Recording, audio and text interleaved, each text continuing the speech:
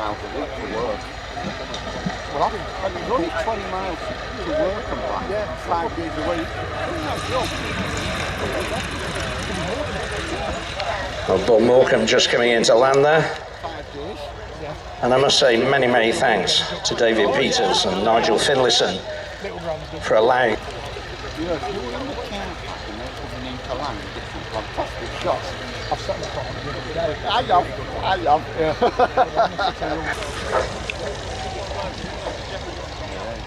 Back. I was going home. Has he? Aye, it crashed. Is it in Czech Republic or somewhere? Lost power on takeoff. When he was coming back, that's fantastic. It was all level at East Kirby when he took off. Because he went as far down the runway. My Gemini did this display. Here, later on this year, he's getting his license back and he can fly it again. Yeah.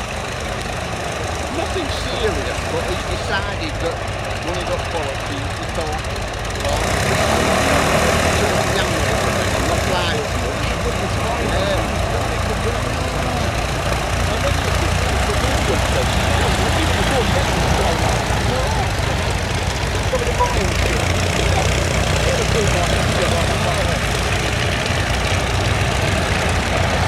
Well, just having got airborne, the second of our it's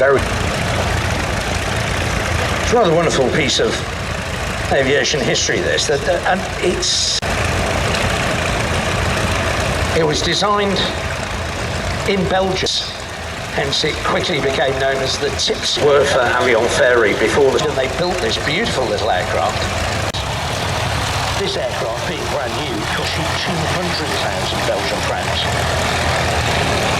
Now, they built the prototype, were very pleased with its performance, and I'm not surprised. It's got a tiny little four-cylinder, only produces 62 horsepower.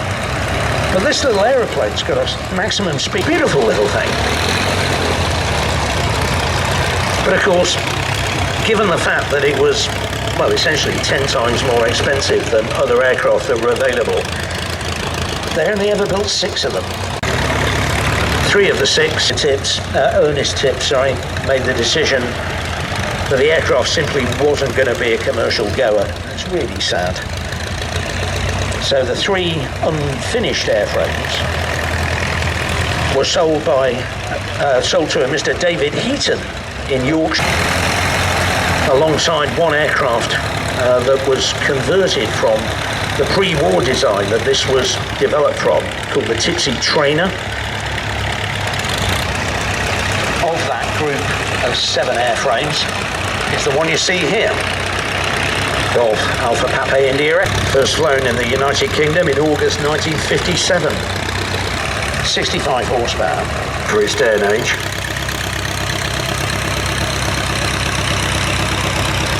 Two-seater, sometimes used as a trainer. The original design actually had an open cockpit. This was the later version. What would have happened if? Yeah, one of those that never quite was.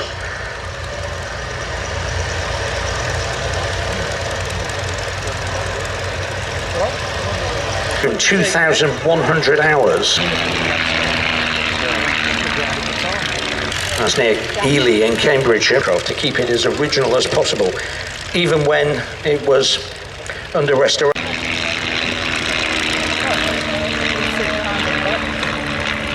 About this aircraft, they say that it's very light, very responsive controls. Now, the low wing loading and the very low drag, I mean, you see how efficient this thing is. And look at the speed it's doing. Only 60. And its performance is so good, it's actually, there's not many modern aircraft that can actually match this thing for its handling. However, it does have a couple of drawbacks. The Tiger Diamond 9 getting airborne. They're going to be joining us shortly to begin their display. And I'm very pleased to be joined up here on the commentary point by Tim Emrys Roberts, not only a Tiger Moth owner and pilot in his own right, but also the commentator for the team. which I'm very pleased about. Oh, you've got Fox Mike with you. See the yellow one just getting airborne now, just climbing out now, yellow fuselage, silver wings. That used to belong to Tony Harold, who was the head of the art department at the Royal Air Force Museum at Hendon, and was my very, very good friend. Sadly, Tony.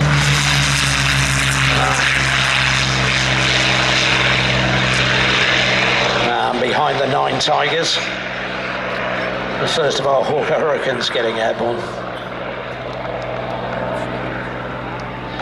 Well, coming in from right to left is the Tiger Line team in 3 Vics formation. This is a formation developed in the 1930s as a means of attacking an undefended bomber on the assumption that France would never fall.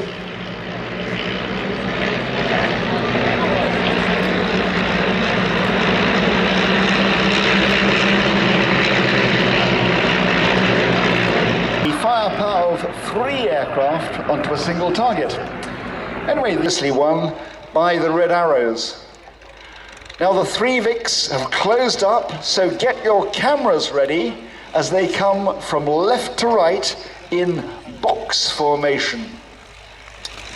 Team was first created in France and in Switzerland, and indeed in 11 days' time we shall be flying over to Langenthal near Bern to display in a vintage air show over there.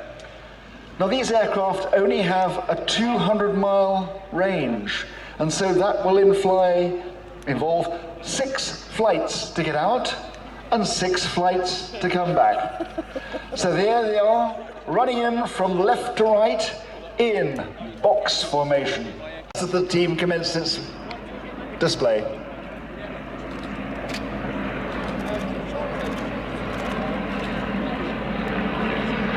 Worth a photo.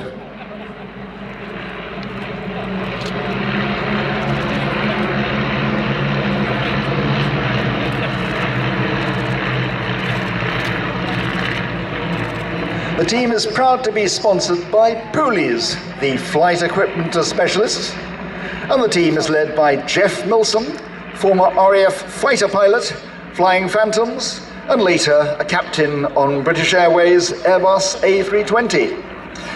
On his right is Richard Menage. He flew solo, unassisted, from England to Australia using simply paper chart, stopwatch, and magnetic compass. Amazing feat.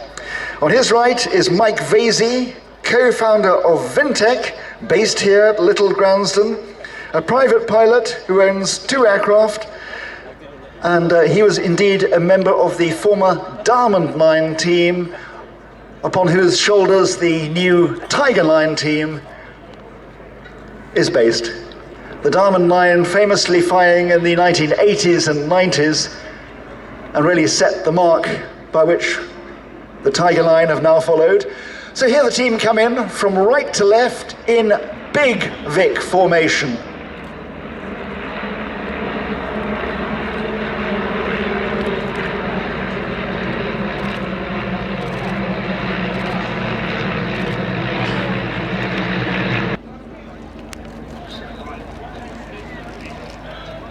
Now they're braking.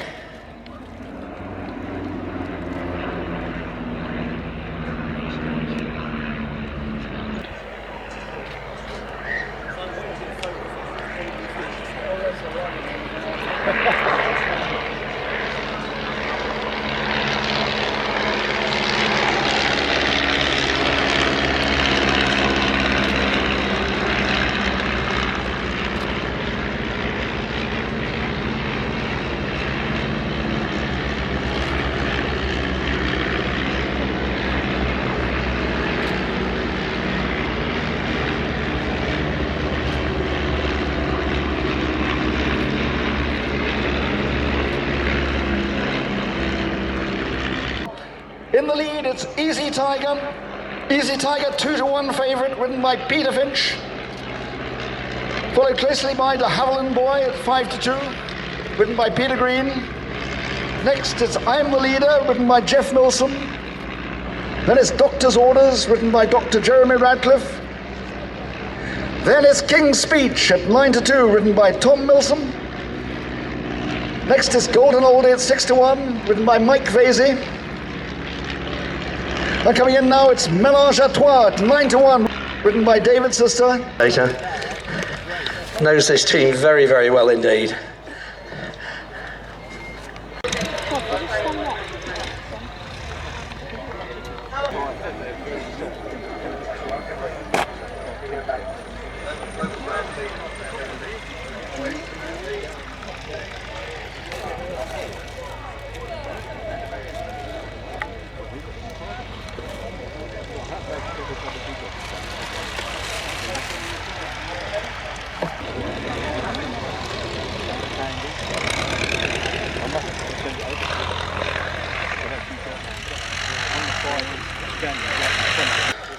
Getting a slap in the wrist for that one from Tim.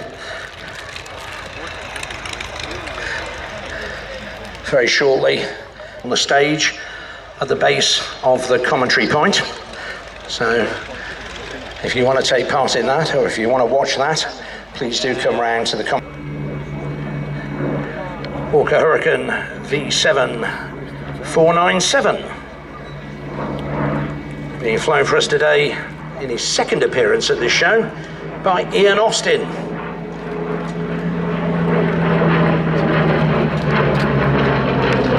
He was flying the Yak 50 earlier.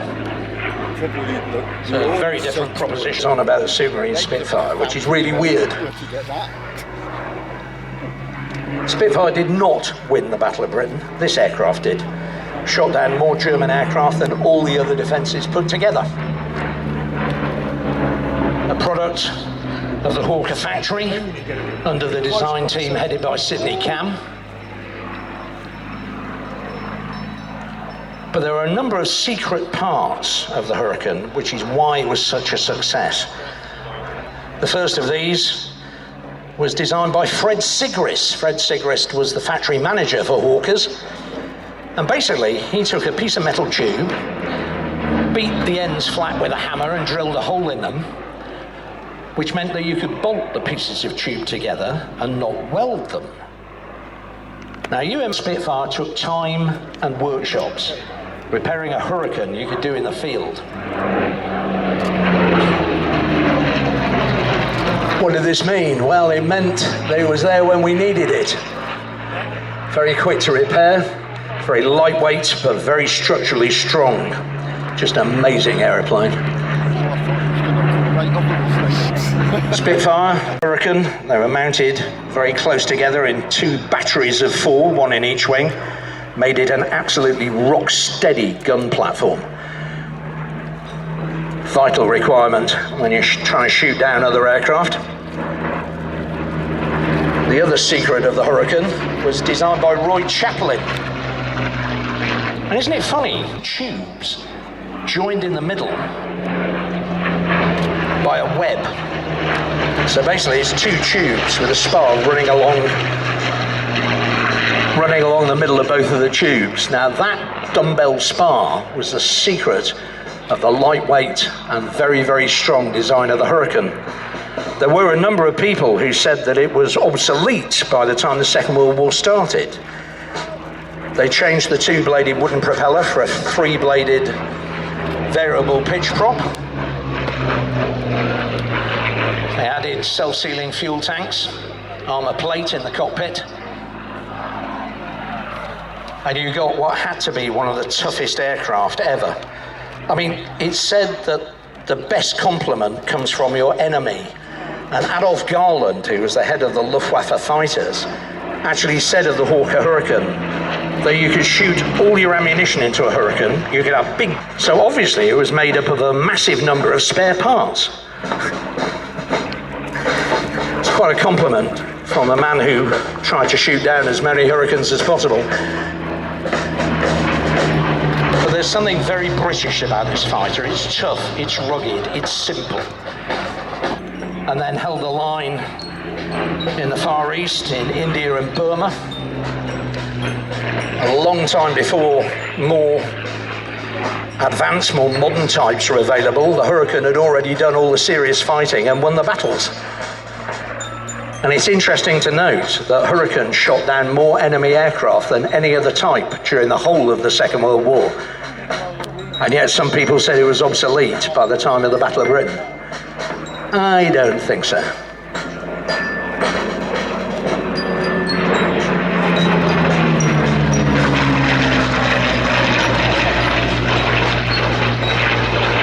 Very few marked. The problem with the design was the fact that, unlike the Spitfire, which could be developed, that of the Reverend Rachel Blanchflower,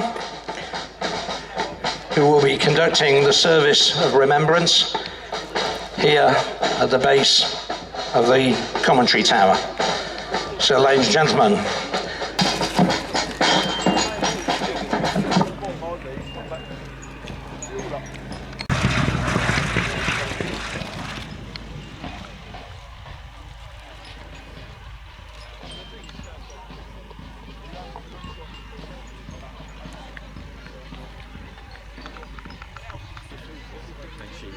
she works where I do. Oh, she's not involved in Derby? Yes.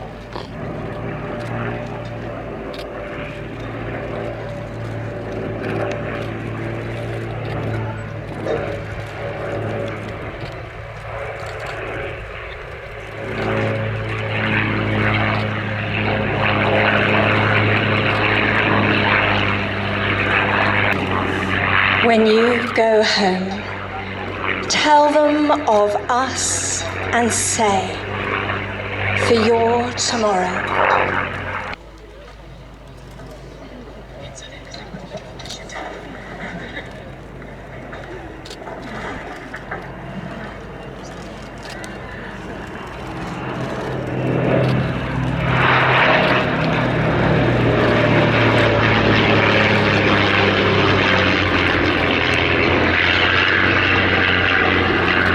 Ladies and gentlemen, many thanks to the Reverend Rachel Blanchflower.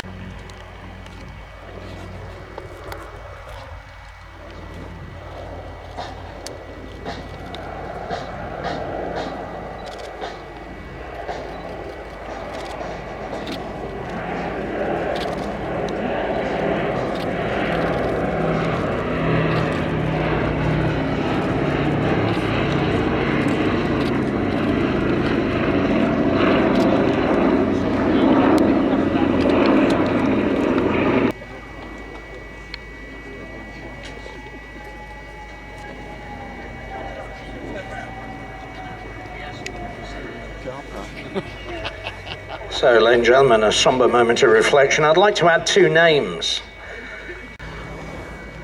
10 years ago, and of course, the commander of Apollo 13, who we lost earlier this year, Commander Jim Lovell, of the US Navy. A wonderful man, very kind, a very loving husband and father. Aside from being a fine aircraft, represents all of the United States aircrew who died on operations out of the United Kingdom and over Europe during the Second World War. Tremendously strong aircraft, this. 4 Wright Cyclones kicking out 1,700 horsepower each.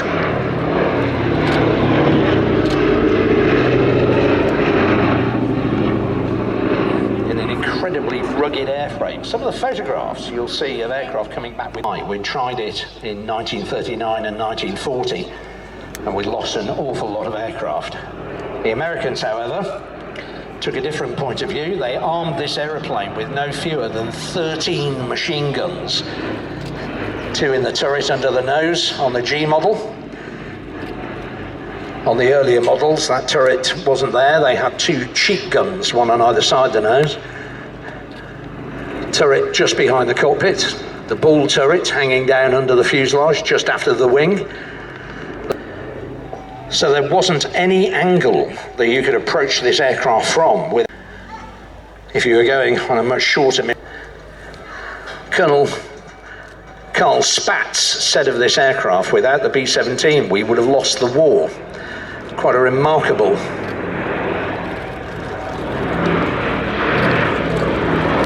statement about any aircraft. Andy Dixon making a run past with 2 of the engines smoking, to show you just how many of these aircraft limped back to the UK with battle damage from fighters or flak.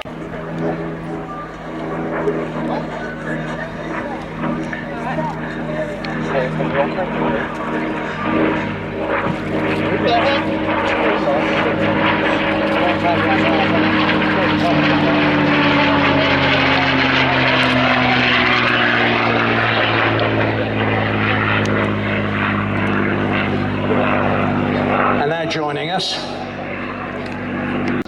they looked at the P-47, they looked at the P-40, and they thought, well, the P-47 might be useful in places like the Far East or the Middle East.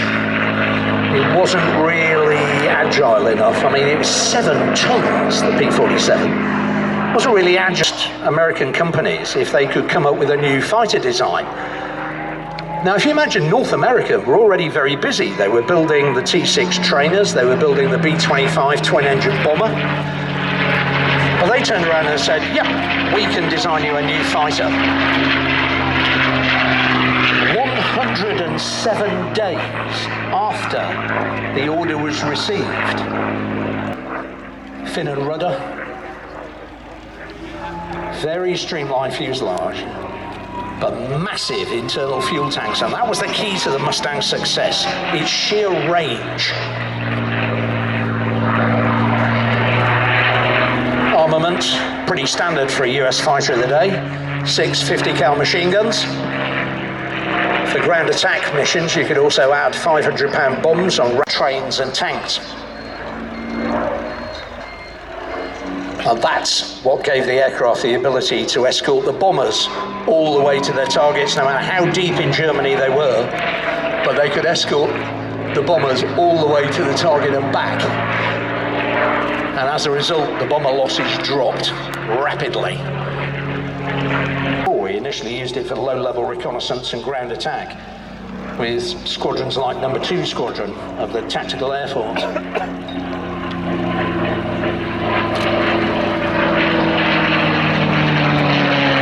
Then one day, somebody in North America said, I say, chaps, what will happen if we put a Merlin in that?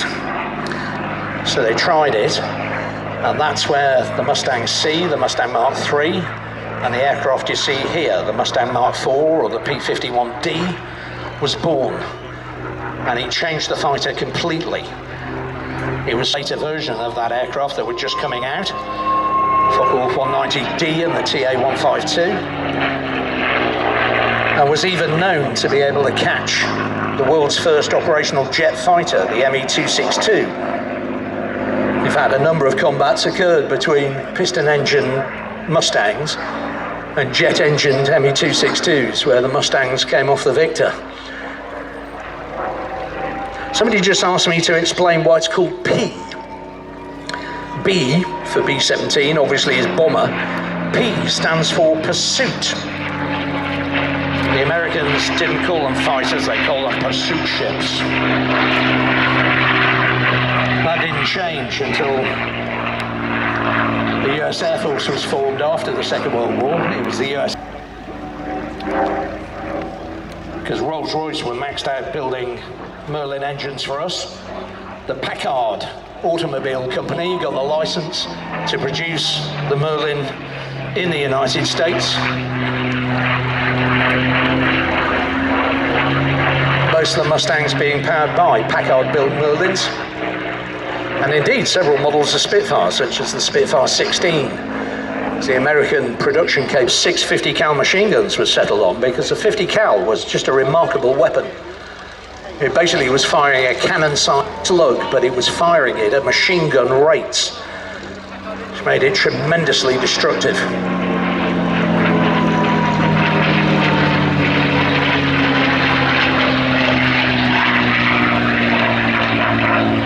And even as far as the 60s.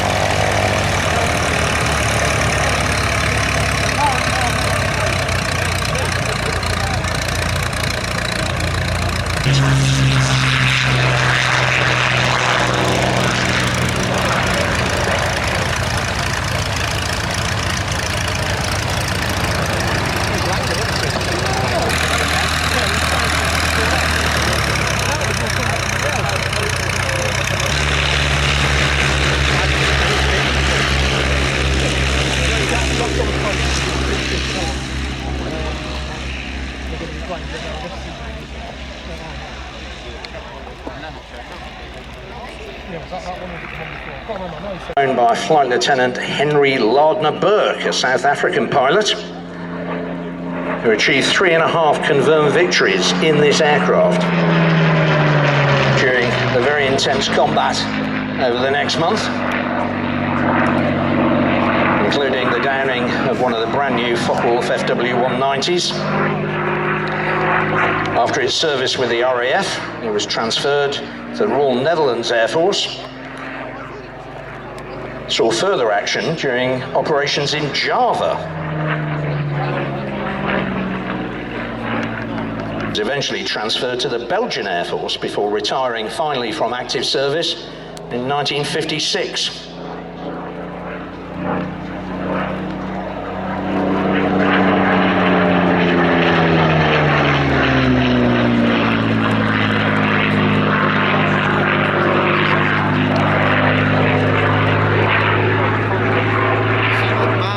Post-military service career was actually as remarkable as its military one.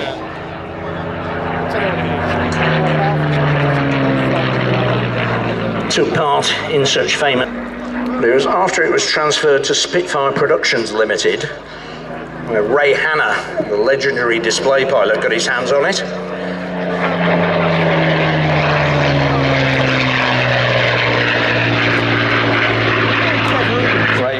Now the Winston Bridge is not wide and it is not high.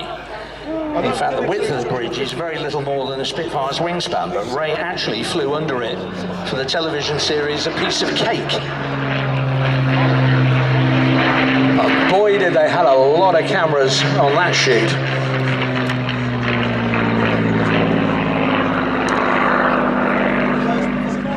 Spitfire Mark 9, of course, was produced in greater numbers than any other Merlin-engined Mark of Spitfire, but it was one of those wonderful British, I don't know, lash-ups, I suppose is what you call it, because what you're looking at is actually a Mark V airframe, and they've cut the nose off, which had a Merlin 45 in it, which was producing around about 1,400 horsepower. The Germans had just introduced the Focke-Wulf 190, and he was found to be able to outperform the Spitfire Mark V at all altitudes. And the Spitfire Mark V squadrons were getting an absolute bashing over Europe. Something had to be done, and it had to be done fast. Supermarine were developing the Mark 8 with the 60 series Merlin with a two-stage supercharger. So they took a Mark V on the production line, changed the engine bearers, and put the much bigger and longer 66 Merlin in it. Now with a two-stage altitude, and they once again re-established air superiority over the Channel. The only problem is,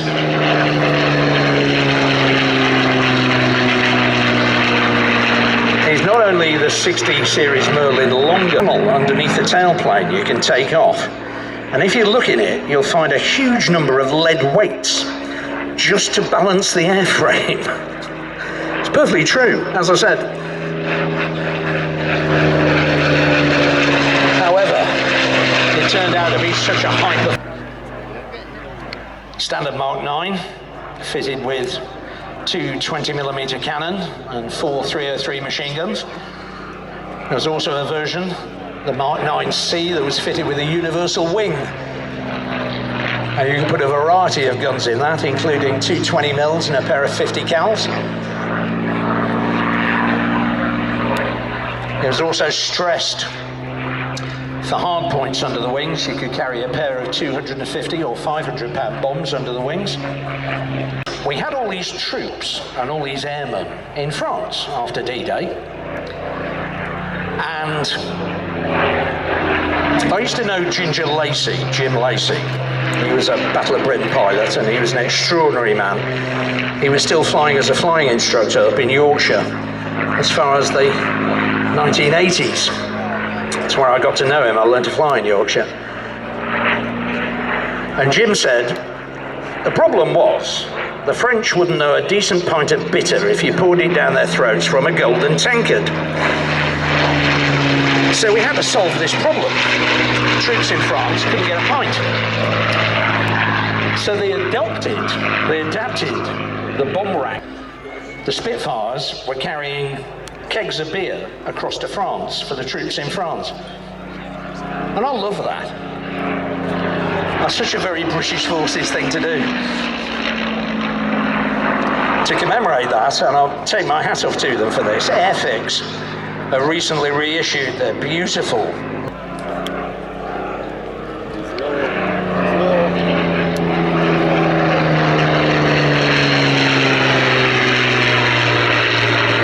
just the extra 500 horsepower the Merlin 60 series produced.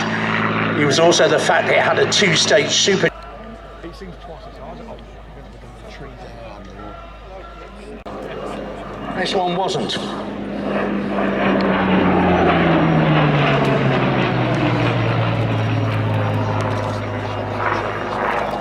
The Hurricane you're looking at is a Battle of Britain veteran. Didn't crash, wasn't rebuilt, wasn't restored. It's pretty much as it was, which is quite a remarkable story. It was built by the Gloucester Company under license down at their airfield and factory down at Staverton. It was issued to number 605 County of Warwick Squadron at Drem in Scotland on the 17th of August 1940. The squadron moved south that month to RAF Croydon on the south side of London, and it completed 49 sorties, successfully shooting down 5 enemy aircraft during the Battle of Britain. It was damaged in battle on the 22nd of October. It was repaired and sent to Treble 1 Squadron of Dice in Aberdeenshire in January 41 for North Sea patrols. It became a training aircraft with number 59 and 56 OTUs. And it actually suffered more damage in the training units than it did in combat. Somebody landed on a truck on the runway at Dice, which didn't do the Hurricane a lot of good at all. Somebody flew it into a snowbank alongside the runway. As I said, it had a rougher life as a training aircraft than it did in combat.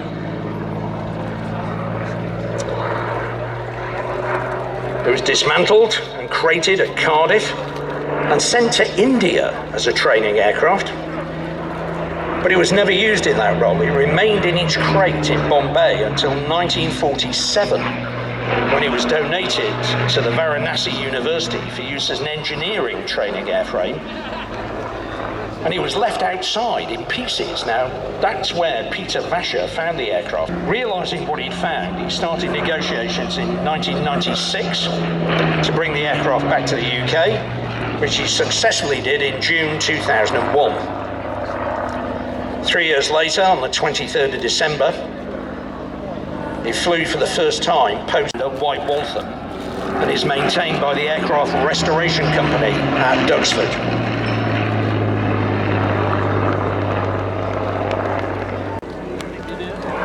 But there are very few that could take the punishment this thing could.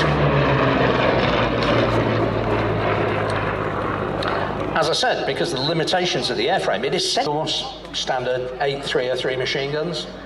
The Mark II in the A version had 8, in the B version had 12 303 machine guns, and it added bomb racks under the wings and new hard points in order to be able to carry out ground attack missions with 2 and change their badge to a flying can opener because of their exploits with the Hurricane Mark IID in the Western Desert.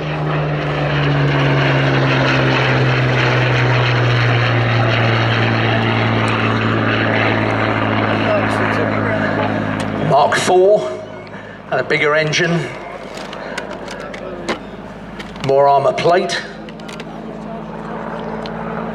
And the last production variant, the Mark V, was only produced in very, very small numbers as the war was over.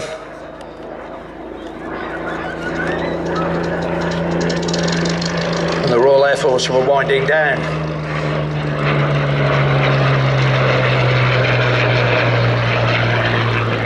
As I said, this aircraft held the line all over the world for the Royal Air Force.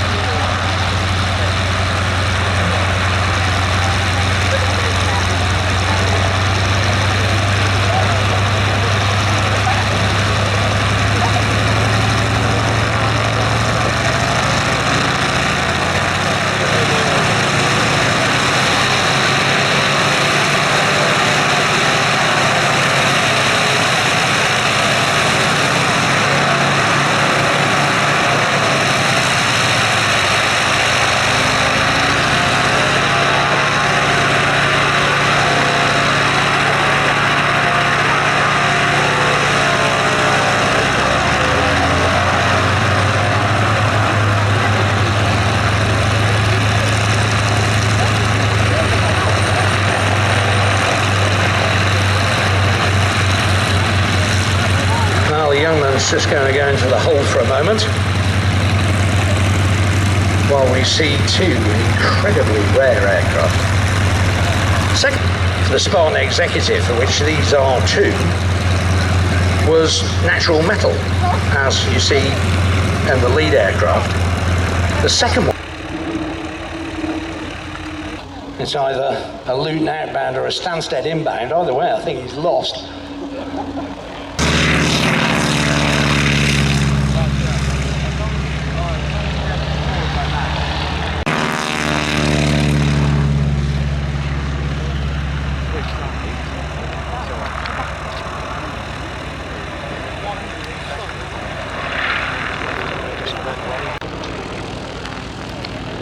Just arriving in the overhead, ladies and gentlemen, to begin his display, Tony Smith in the Booker BU-131 Youngman.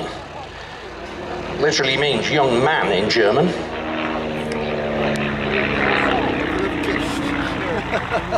As I said, Carl Booker did his apprenticeship in Sweden, working for Svenska Aero AB.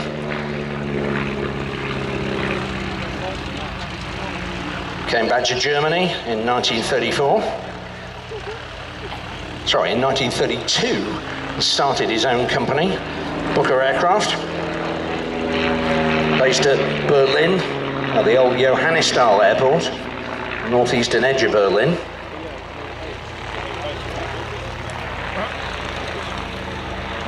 Now, interestingly, at the time, because the Geneva Convention, I do beg your pardon,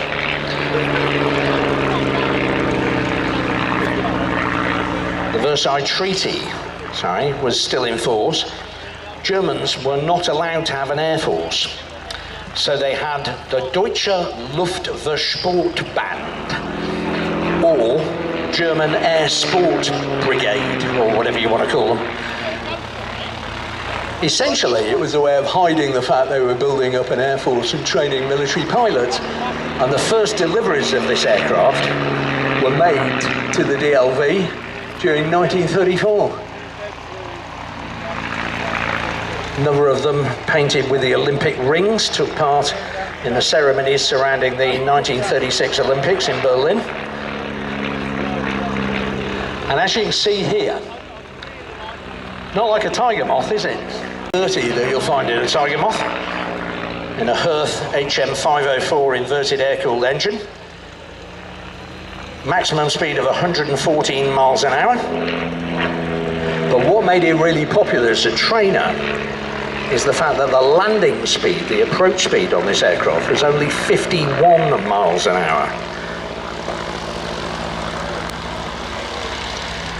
And it turned out to be such a good trainer and such a good competition aerobatic aircraft. I mean, Ernst Udet was known to fly one of these, and he flew one of these in aerobatic competitions during the 1930s.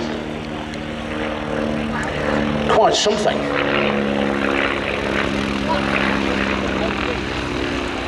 Now this particular aircraft, as I said, this Tony Smith flying this, or TAF, in 1957. It's got a fuel and oil system that are fitted for full inverted flight. What you may not realise is that TAF Smith is 79 years old. The bloke flying this display is nearly 80, all the way back to the UK.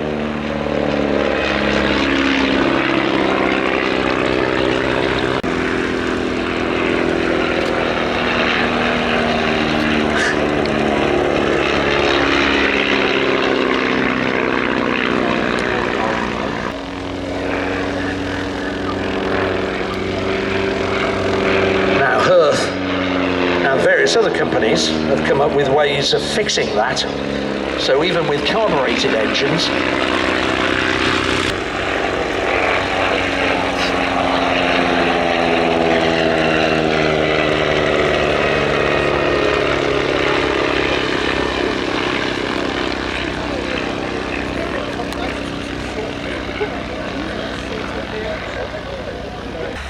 and interestingly, of course, his aircraft is registered GTAF.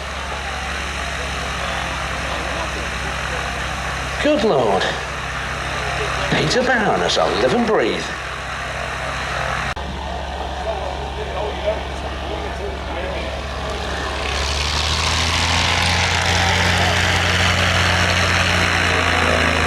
Now you notice just how long the springs are on the undercarriage on the Youngman. That was because, of course, it was being flown by trainee pilots, 99.9%.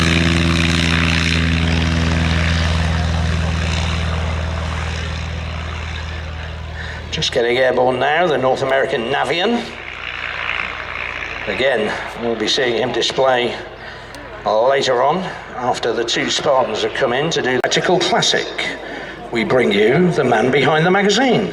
Hello, very quickly, just before the next, we've got the next display already arriving, I know. Just quickly want to say thank you to all the classic car owners that brought their cars in today. It's been a very difficult show to judge. This isn't a reflection of your car's glory, it's just my personal choice. The car of the show is the BMW E28 M5 that belongs to Stuart Blount. It's a fantastic car. He's owned it for 32 years. He's restored it entirely himself after it was written off, and it's 40 years, the 40th anniversary of the BMW M5. It's a wonderful car. Well done, Stuart. You've got 2 free tickets to next year. You're going to be in the pages of Practical Classics, and you get the glory of having won Car of the Show. Round of applause for Stuart.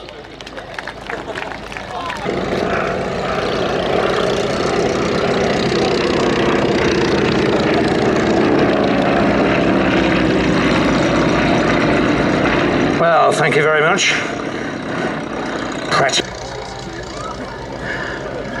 Well, as I said, very, very rare aeroplanes indeed, these. Spartan Executives, manufactured by the Spartan Aircraft Company in Tulsa, Oklahoma. That company was owned actually by Paul J. Getty, famous American industrialist, and very quickly they changed the engine for a supercharged 9-cylinder Pratt & Whitney R895 Wasp Junior. Over double the horsepower, 450 horsepower. Interestingly, the number 985 of that engine is actually its cubic capacity in inches, just over 16 litres. So that is a very big, powerful engine in the front of this.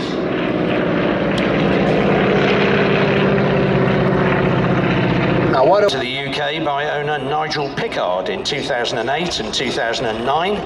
They're the only two outside the United States of America.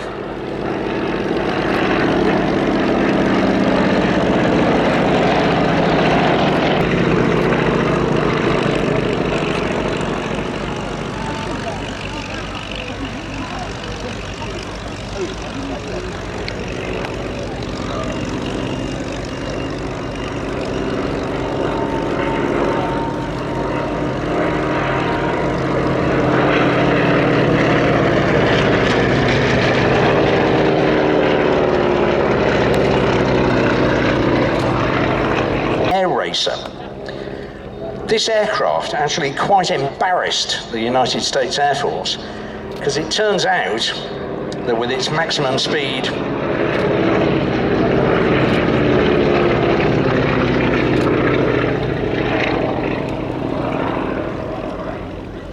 I do beg your pardon.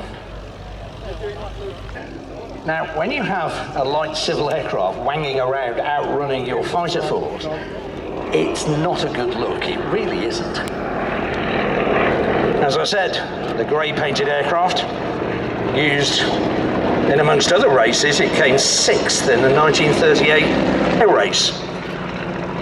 In a very respectable time, with speed of 177.45 miles an hour, which is quite something for what is essentially a 4-seat light aircraft.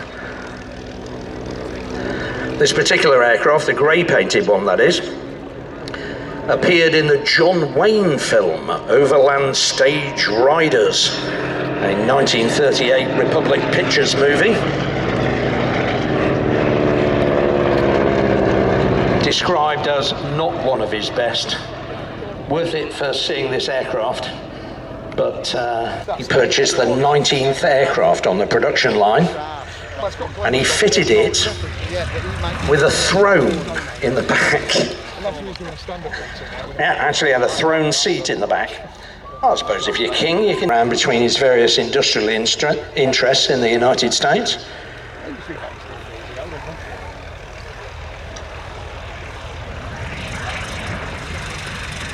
But considering they only built 34, the fact that we've got 2 of them here is quite remarkable. H9 just getting airborne again. Off back home to its base at Duxford.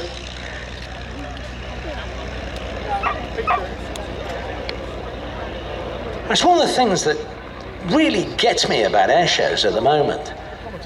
I'm seeing things fly I never thought I would. An ME-262, de Havilland DH9, all of these amazing and remarkable aircraft are being restored to flying condition.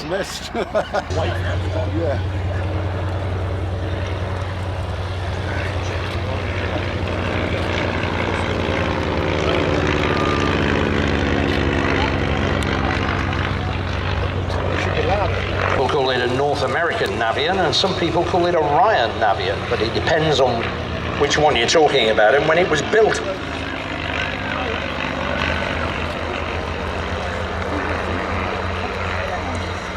The interesting thing is, this aircraft suffered exactly the same fate as the Tipsy Belfair we saw earlier. Brilliant design, absolutely fantastic. Very fast, very powerful. Capable of 174 miles an hour. Army and the National Guard as local and VIP transport aircraft.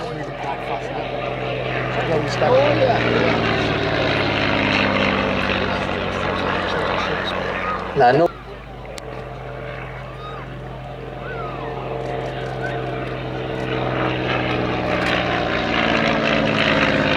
a 4 or 5 seat cabin, depending on which version you got. Very long ranged, and again, very fast for a light aircraft.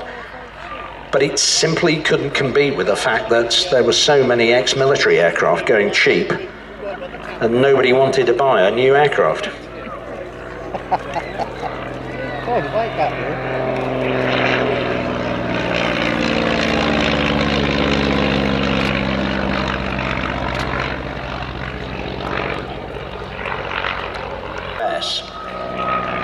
And a company called the Sierra Hotel Aero Inc.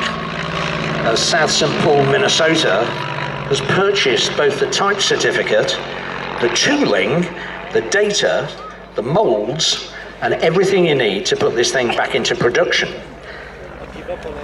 Now, it's interesting, they have said that they are a few years away from actually putting it back into production, but they've been saying that since 2013. So whether or not it ever happens, your guess is as good as mine.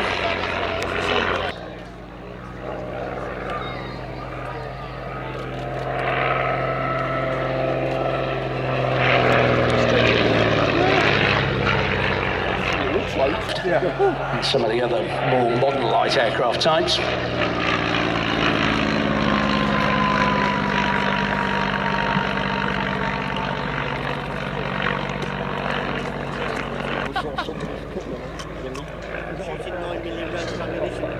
But then again, that's Americans.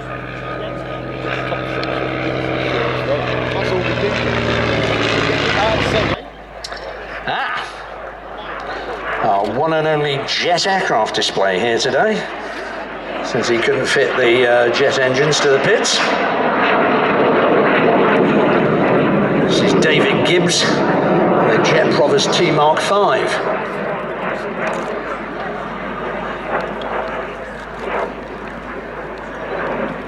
You know what I was saying earlier about training aircraft? The ideal training aircraft is easy to fly but difficult to fly well. Well, this is one of those. Bristol Siddeley Viper turbojet in the middle of the fuselage behind the cockpit. Put air intakes next to just where the wing joins the fuselage. And so from a piston engine tailwheel aircraft to a nose wheel jet aircraft. The original Mark 1s had a very long stick-like undercarriage. Looked quite bizarre on the ground. Realised by the Mark 3 that wasn't necessary. So 3, 4 and 5 all had a much shorter undercarriage.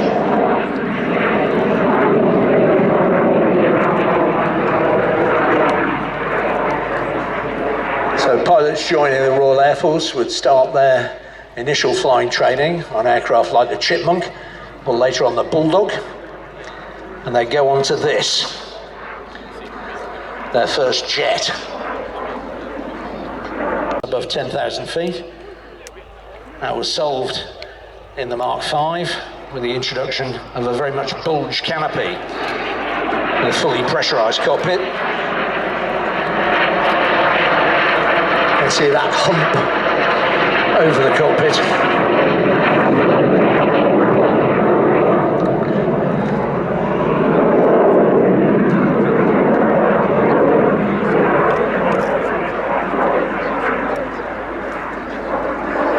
That's interesting. Having said that about the aircraft, I was talking to a guy who used to instruct on these up at Linton-on-Ouse. And he said, I don't know why they made it pressurised. I don't know why they made ours pressurised. And I said, why? What did you do? And he said, well, we were doing low-level navigation training. I don't think I ever got above 1,000 feet in the entire time I was there.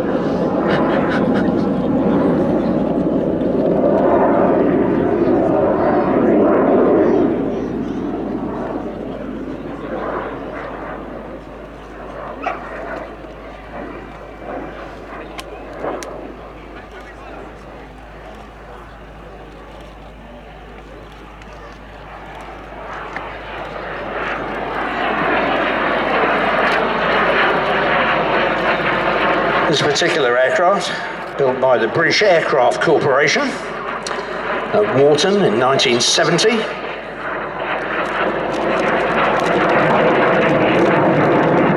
Entered service at RAF Leeming, and was used as a pilot training aircraft. But at that time, this was before the Red Arrows, which were formed in '65. An awful lot of Royal Air Force units had their own aerobatic teams, and this was particularly true of the flying training schools. So this particular aircraft served with both the Gemini pair team. It's now in what is honestly described as immaculate condition, and it genuinely is. It's a beautiful aeroplane. And it's wearing today the markings of its last service unit, 6 FTS at Finningley. Jeff Bell. Flies over my house quite regularly. Being flown for us today by David John Gibbs, known universally as DJ. He's born in Southport. Started his flying career on helicopters in the Royal Navy. Eventually became and Chris Heames in the numbers 2 and 3. They're going to be taking off. Now you're going to see this display in 2 parts. The first part is going to be the 3-ship. The second half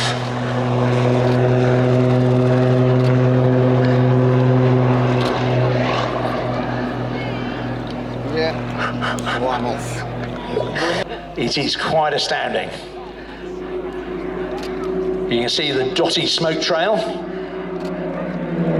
So ladies and gentlemen, beginning their display, the Global Stars. Mark Jeffries in the lead, known to everyone as Mr. Yak. For many years, the sole importer of Yak aircraft into this country.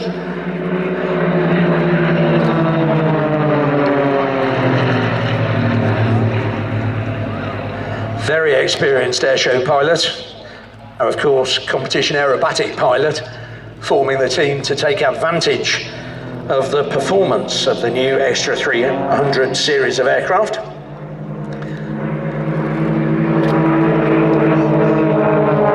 Flying to his left is Chris Burkitt.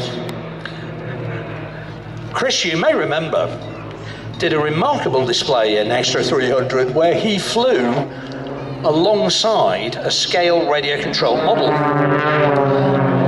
So the radio control model was doing an aerobatic routine close to the audience, and he was doing the same routine further away. They called it the Little and Large Show. And it was just a stunning performance, it really was. Took a great deal of timing. Chris Heames on the other side, former Royal Air Force pilot. Post his RAF career, became very well known for flying vintage jet aircraft like the Hawker Hunter in displays all around the country.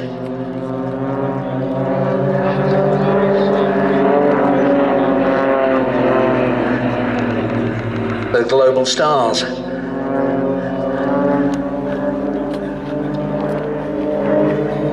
Now, the secret of this aircraft is the fact you've got over 300 horsepower in the nose.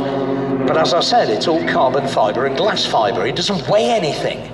But it's as strong as a horse. You can actually stress this aircraft to plus and minus 23 G.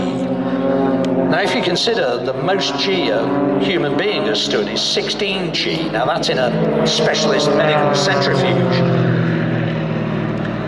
It's very comforting for the pilots to know that you're going to break yourself a long time before you break the aeroplane. When you go and buy these, I went across to Dinslarken with Brian to go and pick ours up.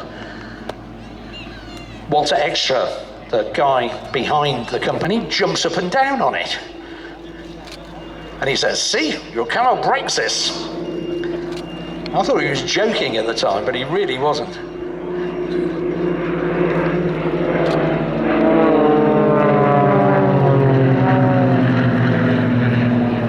Aside from its incredible power to weight ratio, which is why it can do these effortless vertical maneuvers, the control system is simply the best harmonized I have ever come across in my life. You don't actually get in this aeroplane, you put it on. Just the ailerons is around about 360 degrees. If you flick roll this, the roll rate goes up to 540 degrees a second.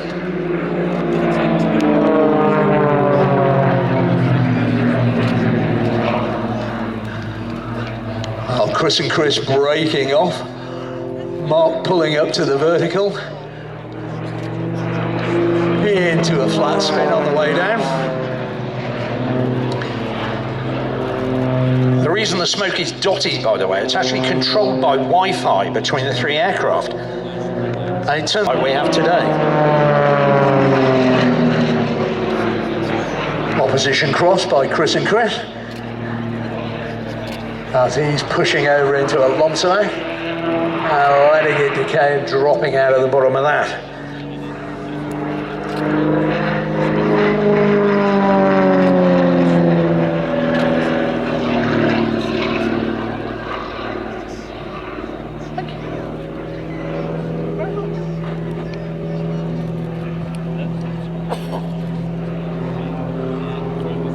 As you can see, as I said, the power to weight ratio, he just hangs it up on the prop and kicks it over the top in a stall turn.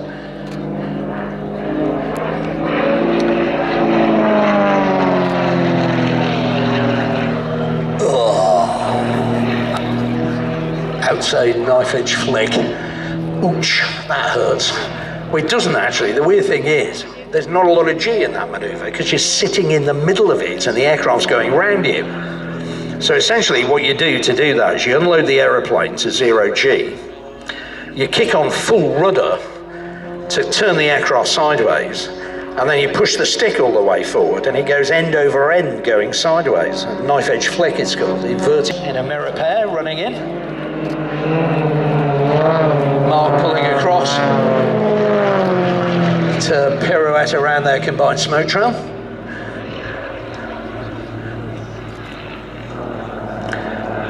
That was neatly done. Weird thing is, in aerobatics, it's very easy to enjoy to fly, is the cockpit canopy. Cockpit canopy on the two-seat version of this aircraft is about £30,000 because it's optically perfect, one piece of moulded polycarbonate. But it means you can see in all the view from this aircraft is just unparalleled.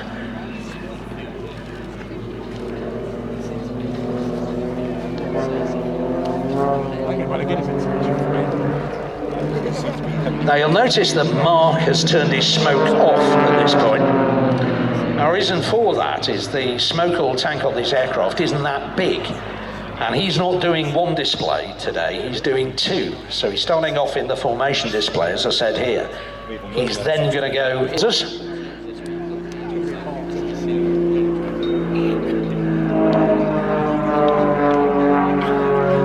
smoke on for the Global Star's heart.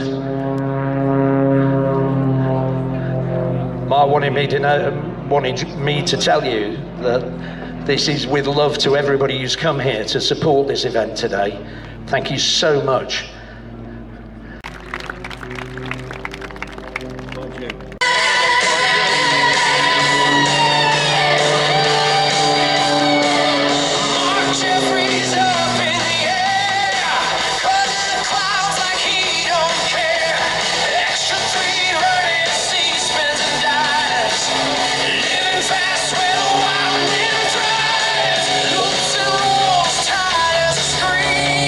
Sky splits open.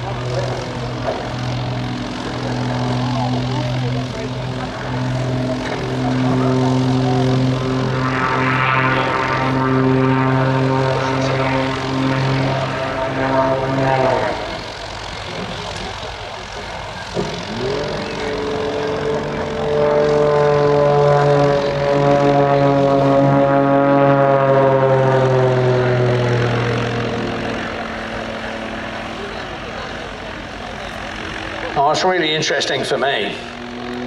And by the way, very interestingly, I was just told the music you were listening to was all created by AI.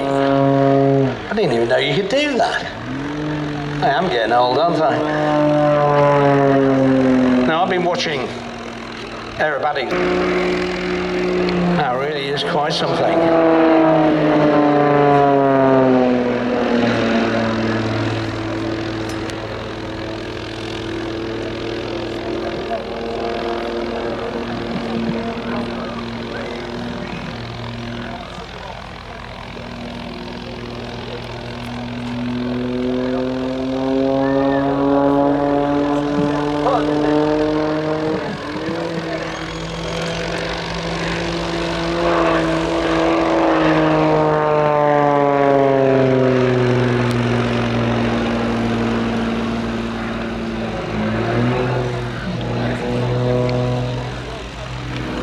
I mean, those hard yugs as he goes from the 45 to the vertical in practically the length of the aircraft. Recently defended his European Freestyle Championship win.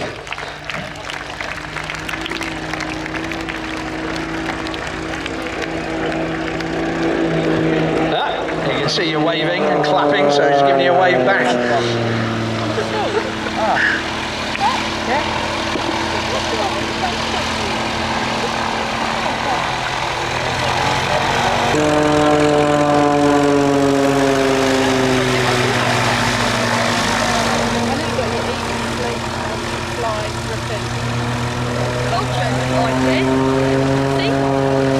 And I say thank you. He's doing his own solo version of the heart.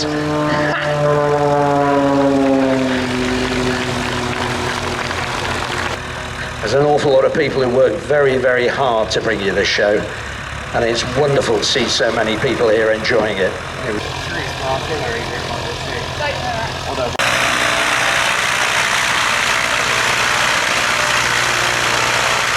Safely back on the ground, Mark Jeffries.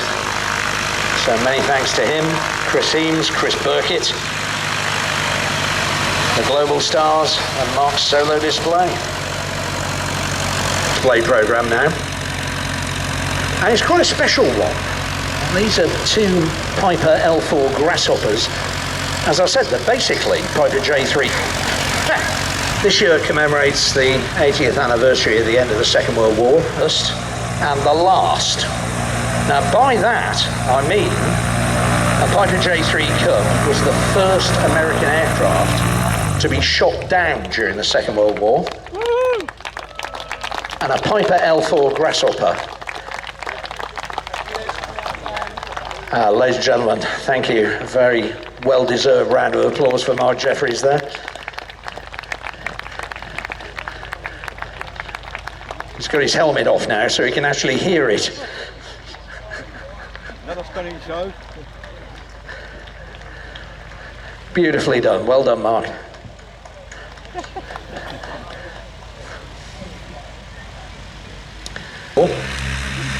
And a Piper L4 Grasshopper, the military version of the aircraft, was involved in the last dogfight in Europe.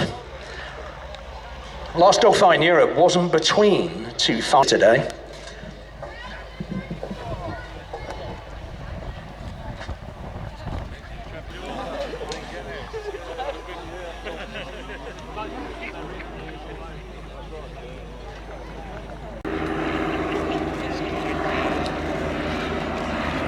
Two L4s here, both on the British Civil Register, being flown for us today by their owners, Tom Turner and Phil Hardesty. Piper J3 Cub, designed as simple, lightweight, two-seat training and bush flying aircraft.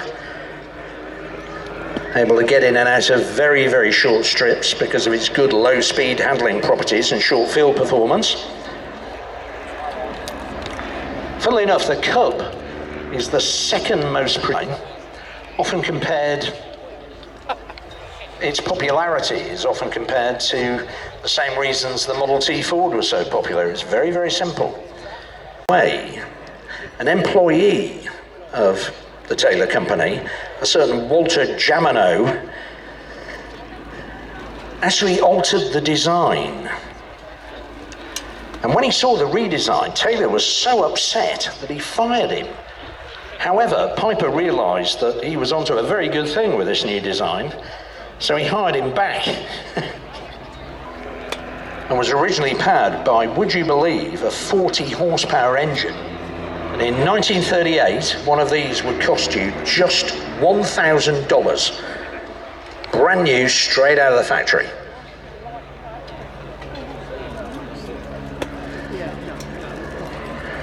Again, a good trainer. It's very easy to fly, but very difficult to fly well. And with the need for new pilots, with the outbreak of war in Europe in '39, the civilian pilot training scheme was announced in the US, and they needed an aircraft to stock it.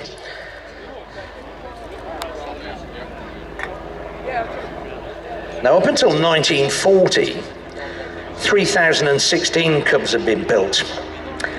After 1941, when America entered the war, they were building one of these aircraft every 20 minutes, and they did that for the next 5 years.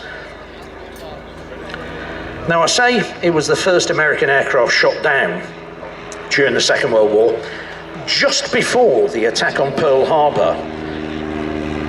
A US Navy machinist mate second class Marcus F. Poston, in fact, was a student piloting Japanese attack forces. But to April the 12th, 1945, near Berlin.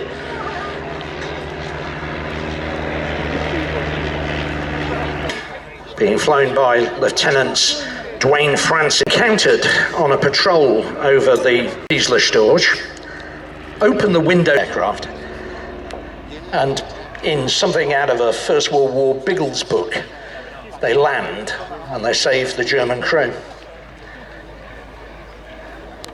Like I said, a very apposite way to end this display in the 80th anniversary year of the Second World War.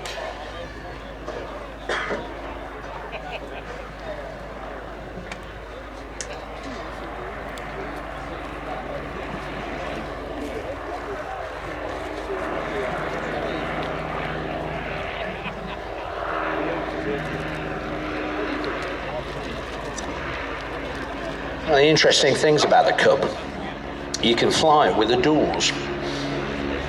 Ridiculous levels. And we're talking a takeoff run of 50 yards.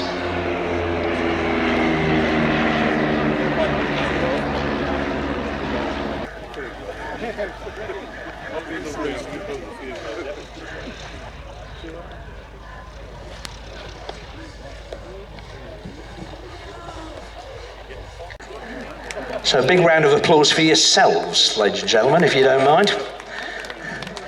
And thank you very much for supporting us and supporting the charities.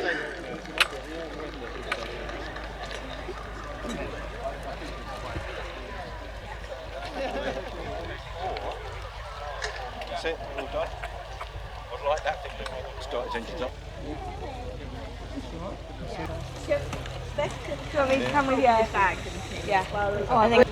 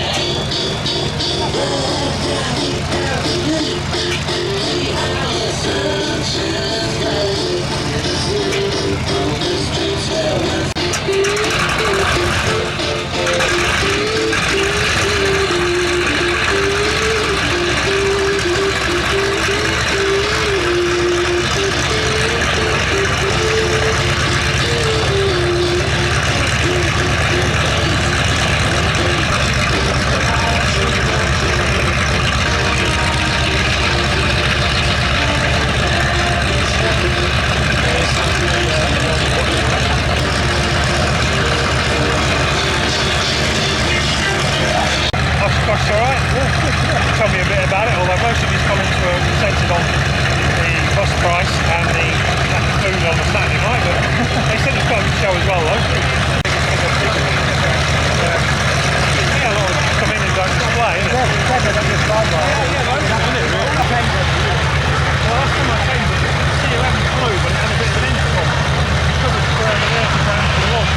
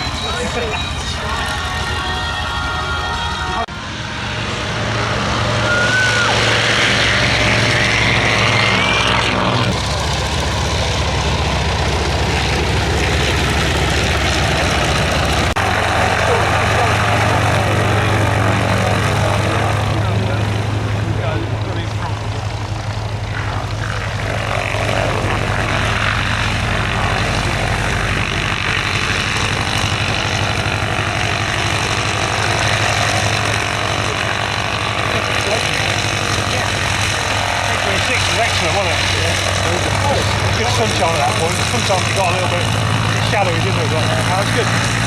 Yeah, I was impressed. Always happy people.